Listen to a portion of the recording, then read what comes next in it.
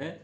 आज इस वीडियो के द्वारा मैं श्री अभीत जी जो देवबंद के रहने वाले हैं, उन्होंने अपनी बड़ी डिटेल भेजकर प्रश्न किया है कि उनका व्यापार कैसा चलेगा, शादी कब होगी, क्यों नहीं हो पा रही है और पत्नी कैसी होगी। आपके बताए गए समय के अनुसार जो आपकी कुंडली बनती है वो मेष लगन की कुंडली बनती है, जो आपके सामने है। ग्रह स्थिति इस प्रकार है कि लगन में सूर्य शुक्र हैं, दूसरे भाव में केतु हैं, चौथे भाव में चंद्रमा है, सातवें भाव में गुरु हैं, अष्टम भाव में राहु हैं और 11वें भाव में शनि है तथा 12वें भाव में बुध और मंगल। ये ग्रह की स्थिति है। देखिए, आपका जन्म मेष लगन में पुष्य नक्षत्र के प्रथम चरण में हुआ है और जन्म राशि आपकी कर्क है। वर्तमान में बुध की महादशा में गुरु का अंतर चल रहा है। आप मंगली हैं क्योंकि मंगल 12वें भाव में बैठा हुआ है, मंगली हैं। और जो लग्नेश जो है वो मंगल है और अष्टमेश होकर वो 12वें बैठा है और लगन में सूर्य उच्च के बैठे हुए हैं और मंगल यहाँ बैठ करके अष्टम अपनी पूर्ण दृष्टि से अष्टम भाव से पत्नी घर को देख रहे हैं। सूर्य भी लगन में बैठ करके उच्च के होकर के पूर्ण दृष्टि से पत्नी भाव को देख रहे हैं। लेकिन सप्तमेश के स्वामी शुक्र हैं जो लगन में बैठ करके अपने घर को देख रहे हैं। और इसके अलावा सप्तम भाव में भाग्येश जो हैं आपके गुरु, वो भाग्येश होकर के सप्तम भाव में बैठे हुए हैं। सुख स्थान में चंद्रमा सुख अपने घर का होकर बैठा, स्वग्रही हुआ कर बैठा हुआ है, जिससे ऐसा लगता है कि आपकी पत्नी सुंदर, शिक्षित होगी, धार्मिक होगी। आपने पूछा पत्नी कैसी होगी, तो मैंने आपको बता दिया सर। विवाह के बाद आपका भाग्योदय होगा क्योंकि भाग्येश गुरु पत्नी भाव में बैठे हुए हैं और उसका संबंध 12वें विदेश भाव से भाग्य है। और शादी के बाद आपका जो है विदेश भ्रमण भी होगा।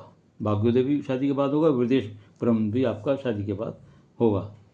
लग्नेश अपने से 12वें जन्म बैठे हैं, जन्म स्थान से दूर कोई कार्य करेंगे तो उसमें आपको अधिक लाभ होगा।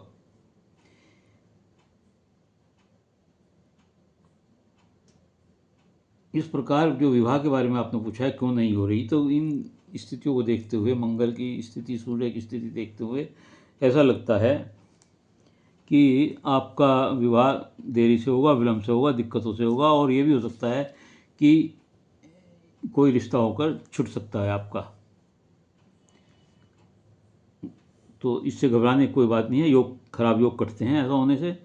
और दाम्पत्य जीवन आपका जरूर सही रहेगा क्योंकि शुक्र अपने घर को देख रहे हैं, गुरु यहाँ बैठे हुए हैं, सुख स्थान का स्वामी चंद्रमा सुख स्थान में बैठा हुआ है। तो ये स्थितियाँ जो हैं आपके उसके लिए गृह सुख के लिए बहुत अच्छी हैं। शनि 11वें अच्छा होता है, लाभ देता है, धन लाभ देता है, अचानक धन लाभ देता है। मंगल व सूर्य का उपाय करें आपको जो विधान शादी में आ रहा है, मंगल और सूर्य का आप उपाय करें। सूर्य को जल दें, हनुमान जी को छोला चढ़ावें या हनुमान चालीसा पढ़ें, मंगल का दान करें।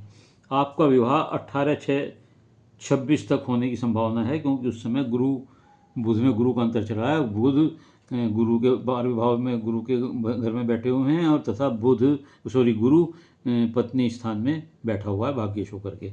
तो ये लगता है कि आपका विवाह जो है शीघ्र होने वाला है, जो मैंने आपको बताया कि 18/6/26 तक विवाह होने की संभावनाएं काफ़ी हैं।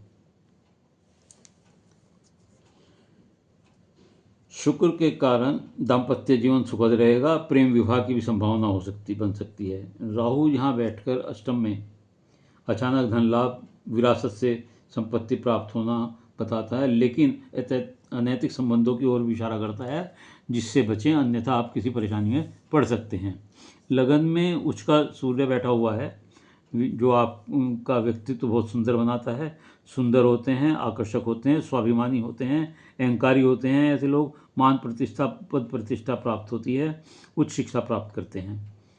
केतु दूसरे भाव में बैठा हुआ है तो ये आपके चेहरे पर, माथे पर, आँखों के पास या भौहों के पास कोई कट का निशान या कोई किसी प्रकार का निशान होने की संकेत देता है। और आप तेज मिर्च मसाले चटपटा खाना पसंद करते होंगे। गुरु का 7वें भाव में भी ये बात बताता है कि कोई अनैतिक संबंध अगर है तो उससे बचें, अन्यथा आपके लिए अच्छा नहीं है। इस प्रकार आपकी कुंडली में जो स्थिति है वो मैंने बता दी है कि विवाह आपका 2026 तक होने की संभावना है, जब बुध में गुरु का अंतर रहेगा, और वैवाहिक जीवन सही रहेगा। लेकिन आप अपने अनैतिक संबंधों से बचें तो आपका गृहस्थ जीवन सही रहेगा, सुखपूर्ण रहेगा, अन्यथा आप परेशानी में आ सकते हैं। कारोबार आपका अच्छा चलेगा।